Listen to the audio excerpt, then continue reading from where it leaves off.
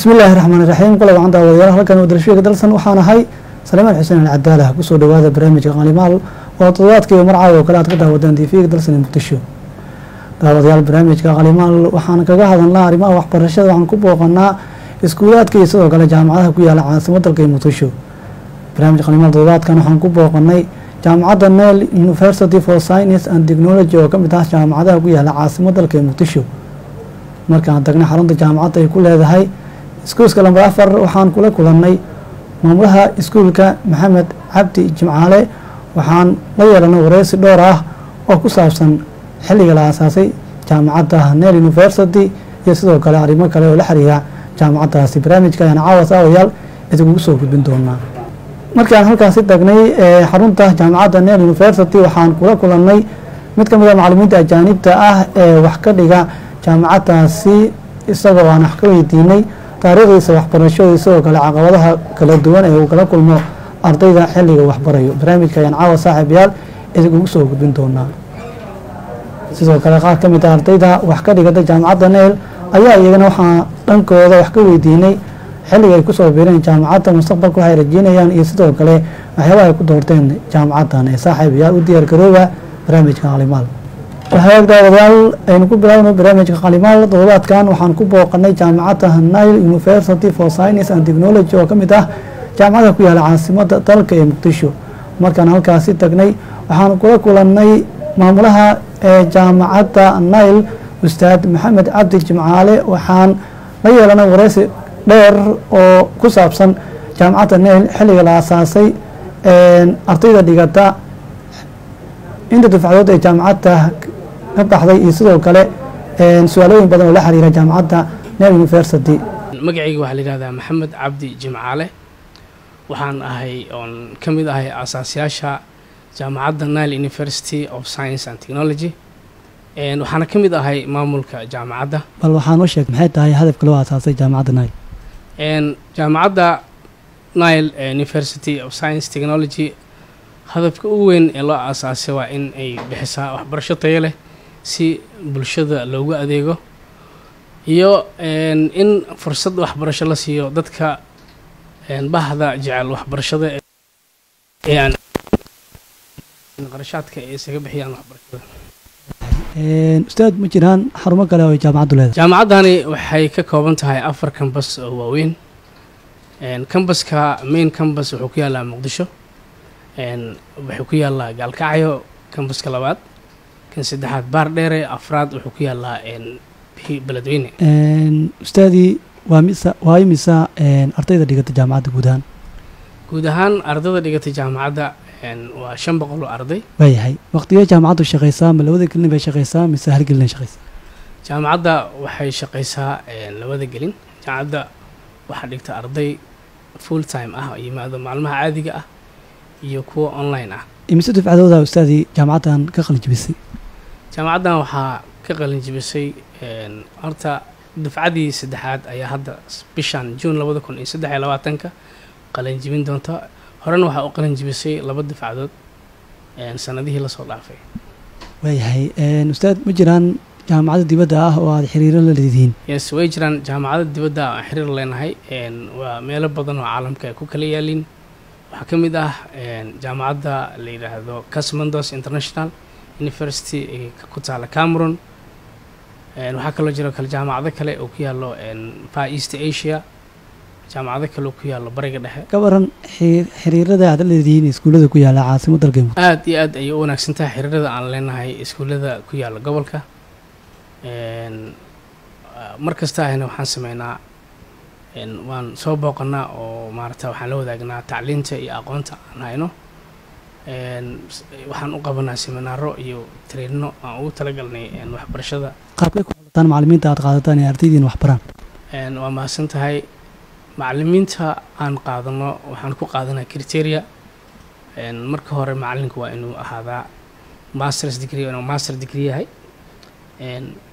the second waxaa kaloo value added ah qofka haddii uu wato PhD macallinka marka la qaadanayo ee loo qaadanayo inuu bixiyo course waxaanu sameynaa panel test ayaan sameynaa ayaan marsiinaa oo presentation u soo diyaarsada meeshaas ayaan ku aragnaa capacity iyo awoodda u leeyahay inuu wax baro arday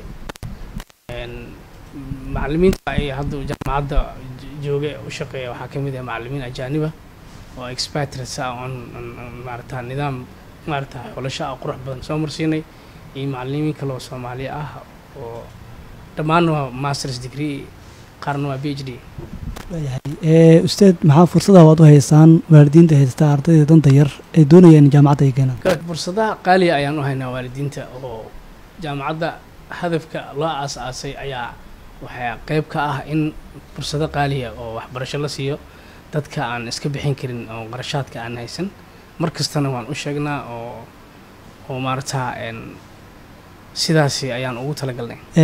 ustaad wada shaqayn noocee ah ayaa idinla dhexeysa waalidiinta dhalay ardayda dhigata jaamacadda? waa mahadsan tahay waalidiinta iyo jaamacadda xiriir fiican iyo wada shaqayn ayaa ka dhexeyso oo laba procedure oo wanaagsan ayay jaamacaddu sameysay oo waalidka lala wadaagayo mid waxaa la yidhaahdaa academic progress reportiga ardayga uu leeyahay waalidka markuu semesterka dhammaado waa la siiyaa oo waxaa ku qoran maxaa la yidhahdaa attendancegiisii marksheetkii markska uu keena mark passkiisii waalidiinta waxay ogaanayaan marka ardayga dadaalkiisa iyo sida uu maarata waxbarashadiisa heerka ay marayso semester kasta waa la wadaagnaa waxaa kaloo jiro qorshe kale oo aan ugu talagalnay in aan ku ogaano ardayga iyo awoodiisa waxaan sameynaa close monitoring oo student progresska si hoose ayaan ula soconaa arday kasta wuxuu heerka uu marayo iyo dadaalkiisa iyo dadnimadiisa marka waalidiinta xiriir fiican naga dhexeeyo waxaa kaloo jira waalidiinta oo ay access noo siiyeen in aan wici karno oo u yeeri karno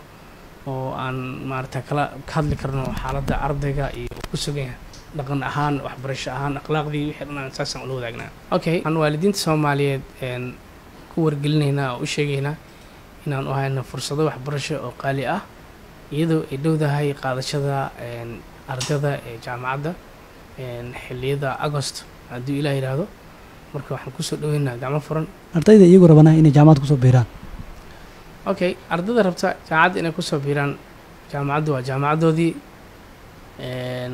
gacmo furan ayaan kusoo dhaweynaynaa annagoo siin doono waxbarasho tayo leh ayagoo ka faa'iidi doono waqtiga ay nala qaataan xagga waxbarashada nala qaadan doonaan noqon doonaan kuwa tayo leh quality fiican waxbarasho fiican oo tayo leh qaata برينا كفاءة استفرصها شقة ودن كجرا. وهاك صاحب يال قبيل دحية برامج كان قليمال دي فيك درس المنتشر السعودان مركنا متكمدة معلمين تا أجانب تا وحكا دقاه جامعة النيل يونيفرسيتي أياسدو كلا وحان حكوي ديني تاريخ دي سواح برشو حلقة وحبرشو بلابي أرتيجا عقلة وكلا كلمة يسدو كلا سؤالوين كلا ولا حريرا حبك وارتيجا الصوماليات وحفان سيو هو شوعا. Much humbled to be part of this TV. Thank you so much. My name is Mu'min Ja'far, a lecturer here at Nile University of Science and Technology. And basically, if we go about my educational background, I've gone for a bachelor's degree in information technology. I've also done in information technology specifying in web application development, and now pursuing my doctorate in education management and planning. That's what I can talk about my educational background as well.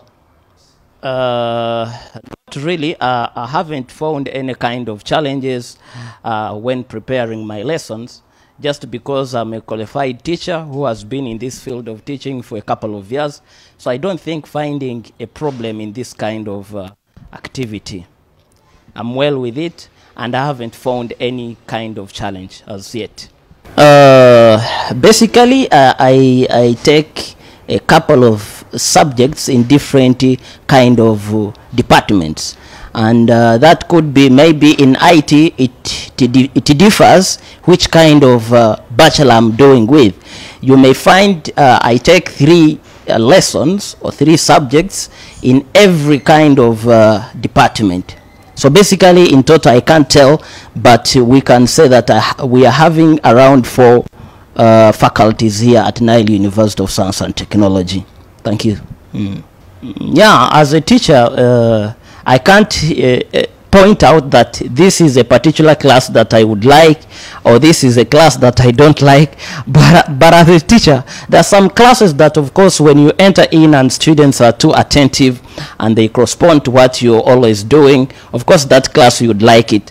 There are many classes that I would like to be in every time and again, because students, they like, they give you the engagement into your classes. So there are many classes that I really would like to be in, and I can't mention them because I think most of the classes around here that I go in, they are totally very nice to be in. Students are too engaging, and they are also listening as well. Of course we have got challenges, most probably when you are in the first semester students. First semester students, they get problems with listening English language. So I get a bit of a problem or a challenge trying to explain my lessons of IT to these students. But as a teacher, we have very many skills that you can convey the message to non-English speaking students. Mostly the students who come in for the first semester, that's why I get some problems, but alhamdulillah, everything is okay, and they cope up after a certain couple of time or months, or could be a semester as well. Okay, what I could tell the students out there that choose Nile University to be choose Nile University because it has a well-stationed kind of curriculum that really uproots the behavior, the skills of someone who is really not knowing him or herself. So Nile University, with well-trained teachers, internationalized, and teachers around here, with well-equipped computer lab and laboratory clinical labs, with a full equipped library, we hope Nile University should be your best choice in choosing any kind of university of your career. And then lastly, I could say the parents, this is the right place you have to bring your child to get proper knowledge that is really important, lessons that are going to really bring out things right, things that are totally 70% practical wise. You know, the world we are living in is totally digital, and the life we need is learning real world projects, and that's what we do here at Nile University of Science and Technology. Thank you so much. waayahay daawadayaal qaybihii dambe ee barnaamijka Qalimaal TV-ga dalsan Muqdisho ayaan si soo gaarnay ugu dambeyntiina qaar ka mid ah ardayda wax ka dhigata jaamacadda Nile University for Science and Technology ayaana iyana dhankooda waxa wax ka weydiinay bal xilliga ay ku soo biireen jaamacadda waxyaabaha ay ku doorteen kulliyadaha ay bartaan iyo sidoo kale mustaqbalka waxay rajeynayaan. Bismillah, ani waa magacay Abdullah Ahmed Xudiin aan ku dhawaay TV dalsan. Maybe jaamacadda waxa ku soo biiray 2001 2019. wallahi jaamacaddan waxa ka bartaa kulliyadda computer science ee IT semester 6. wallahi maadooyinkan kastoo ay kala duwan yihiin semester walba maada ayaa ka harayso, laakiin hadda semester 6 ahaan waxaan qaadanaa 5 maado.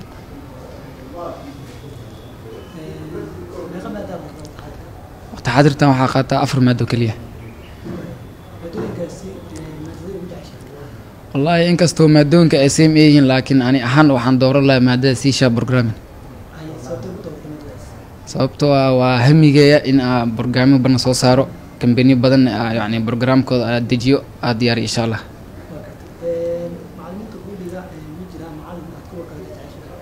wallahi inkastoo macallimiinta ay same yihiin aan la kala dooran karin, laakiin macallinka igu dhow hadda ee maadada aan jeclahay oo C# ah waa macallin Muumin Jacfar.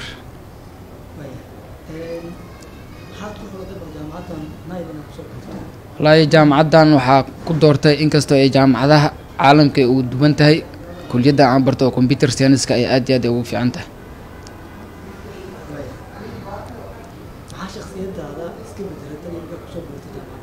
wallahi shakhsiyadeeda wax badan iska bedelay, maanan aqoon xitaa jaamacadda markaa ku soo biiray qaabka laptop ama computerka loo daafuro, loo bilaabo, sida loo daaro, sida loo damiyo.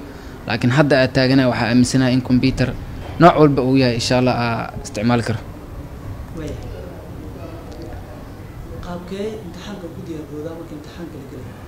والله أرضي مركو امتحان وقلايو قضوا بنا سو وجهايو يعني أهان امتحان كل مركز ديارسنايو جامعة إيريا دي معلمين تقدم وكو حرناي إن كستو امتحان كن زايد أو بديهاي يعني وكنت دلا لكن إن امتحان كس دياري.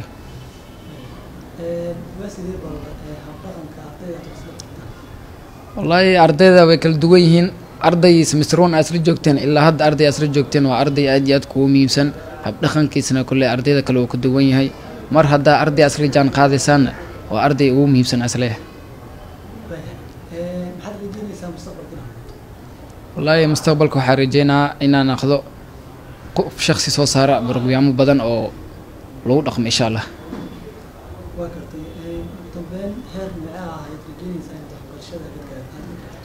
wallahi heerka waxbarashada inkastoo ay dhamaanaynin waxbarashada heerkeeda laakiin waxaan rajeynaa heer sare inaan gaaro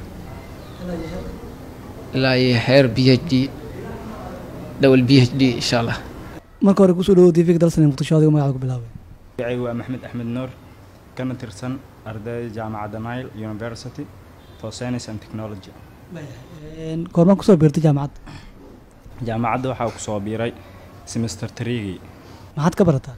waxaa ka bartaa kulliyadda computer science gaar ahaan IT. semesterkee tahay waqti xaadirka?